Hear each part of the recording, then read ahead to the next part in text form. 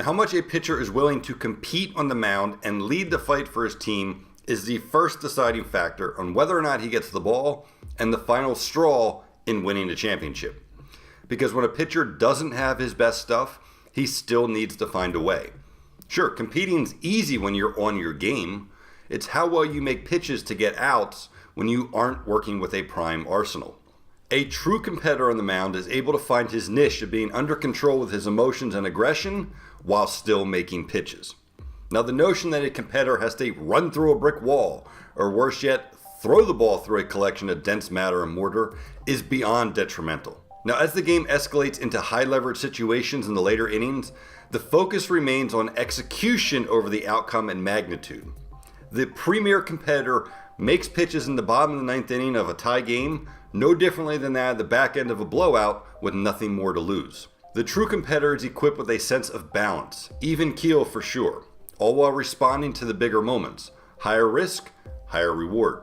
No arguments there. Now, behavior on the mound predicates what kind of competitor one truly is. Now, in referencing the mental ABCs of pitching, the book written by the late H.A. Dorfman, the mental mastermind himself breaks it down with the 4 steps of proper behavior for competitors.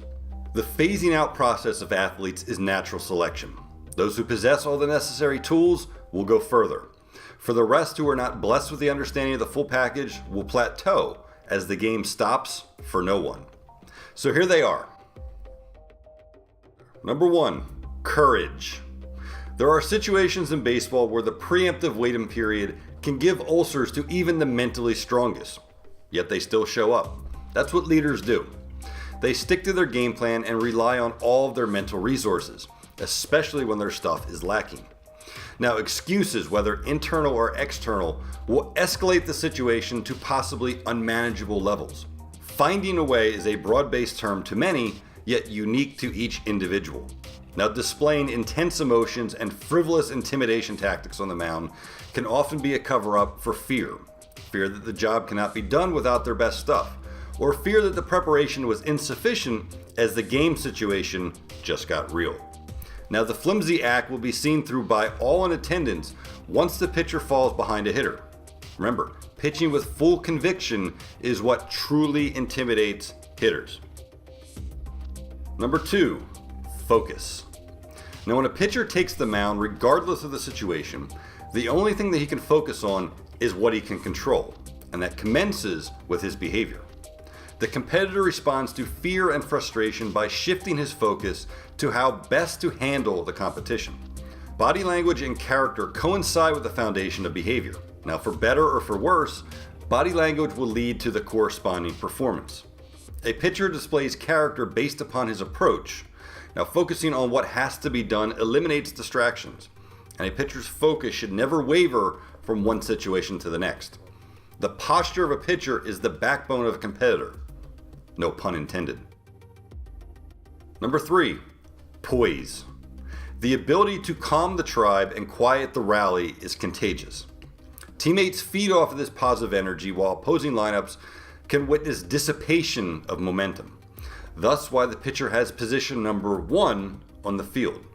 Now, as poise is a barometer of self-control, i.e. behavior, it is vital to understand that it is far easier to maintain that dynamic attitude instead of turning it off and on. Now, losing the competitive approach can lead to negative emotions taking over and sending altered signals to the body's supercomputer, and this leads to a breakdown.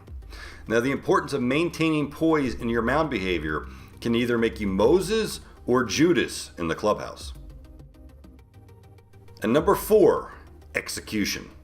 Simplicity creates an easier path to succeed. Now, with that said, it enhances the process of pitching. Eliminating all nonsensical distractions and just focusing on the target and delivering the pitch aggressively is all that has to be done. Now, let common sense be the guide, both in preparation and in real time. Proper execution comes from focusing on making one pitch at a time. The outcome of the pitch and magnitude of the situation are insignificant. Wins and strikeouts are a byproduct of execution. Now, the previous 3 steps leading up to this are the foundation of the competitor who responds to fear in order to successfully execute his pitches.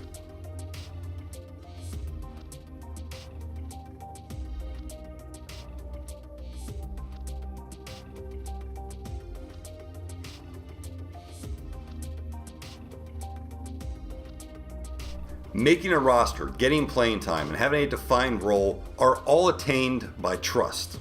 The more trust a coach has in a pitcher, the better the role, the bigger the paycheck, the more glory. Now, these are all factored into the 4 steps of proper behavior of a competitor. Now, individually, the tools and resources for enhancement of a competitor are easily accessible nowadays. If you are willing to position yourself mentally as a frontline starter or a premier closer, the opportunity is yours for the taking. This is your time to excel. Now, scouts and coaches alike look so much into how well a pitcher competes, because that's what it all comes down to in this endeavor. Multiple 9-figure contracts are not based off of just stuff alone. Keep dominating, my friend. Now, if you want to read the article that I wrote about proper behavior for competitors and over 100 more mind-blowing topics, go to blog.sliderdomination.com. And I post new articles every Wednesday and open up about all things pitching. Now, my intent is to unlock the secrets of success with a razor-sharp edge to take to the mound with you. Shh. I just heard a hitter cringe. Shh. There goes another. See, they know that once you have access to these articles, it makes their job even harder.